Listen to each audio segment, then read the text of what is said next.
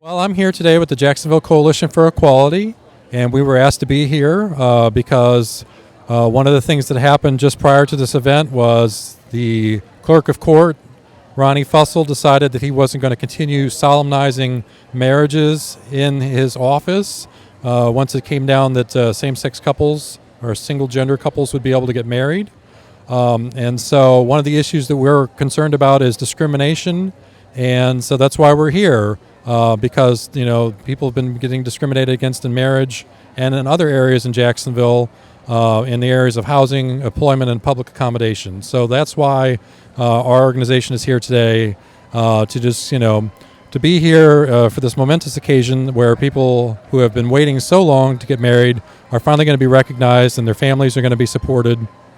And also to bring attention to the fact that Jacksonville is the most populous city in the United States that does not have an inclusive human rights ordinance that includes sexual orientation and gender identity expression. To anybody that's been observing the situation is that the clerk of court's actions, Ronnie Fussell, his action was predicated on the fact that marriage equality arrived.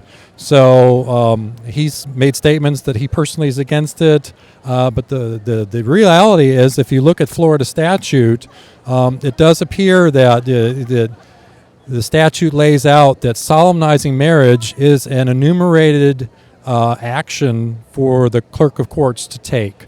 They actually have it laid out. It's in there. It says the charge is $30, and it doesn't say they can or they may. It says that they shall offer this service. So that's one piece of the statute. The other piece of the statute makes it really clear that any of these duties that the clerk of courts has, they're not really allowed to just change them on a whim. They have to publicly notice it and give a year's notice, or they have to have an order from the court itself.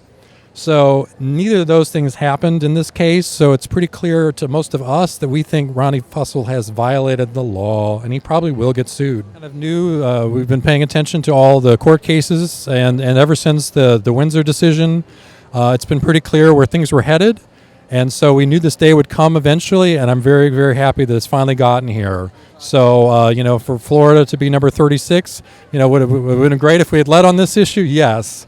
But we got there, and so that's great, and so we should really be thankful to all the folks that were willing to stand up for themselves and sue in court and make this day happen.